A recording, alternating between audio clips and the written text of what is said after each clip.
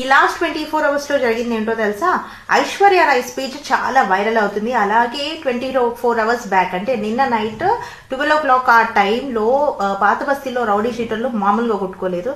ఇంకా అది never ending story అయిపోతుంది మన హైదరాబాద్ లో. నెక్స్ట్ చూసుకుంటే గనక ప్రధాని మోదీ గురించి ఐశ్వర్యరాయ్ మాట్లాడిన మాటలు నాకు ఊరికే అదే చెప్పాలనిపిస్తుంది. దాని గురించి ఖచ్చితంగా రీల్ చేస్తాను. బికాజ్ యాజ్ ఏ ఒక విశ్వసుందరిగా ఆవిడ మాట్లాడిన మాటలు, ఆ స్పీచ్ ఎవరు రాసి ఇచ్చారో మరి స్వతహాగా మాట్లాడారో తెలియదు కానీ that was really crazy and wanted for the next genres అనమాట.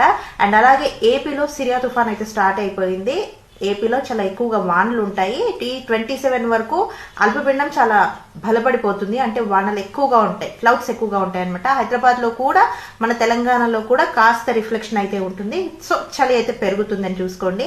అండ్ నెక్స్ట్ ప్రధాని మోదీ బ్రెజిల్ ఇలాంటి దేశాలకు వెళ్ళి మీటింగ్స్ అయితే ఉన్నాయి. అయితే G20 సమిట్ కి వెళ్లారు. దాని గురించి కూడా ఒక రీల్ చేస్తాను. మీరు మాత్రం ఏం చేస్తారు? సబ్స్క్రైబ్ చేసుకోండి, అలాగే ఫాలో కొట్టేయండి.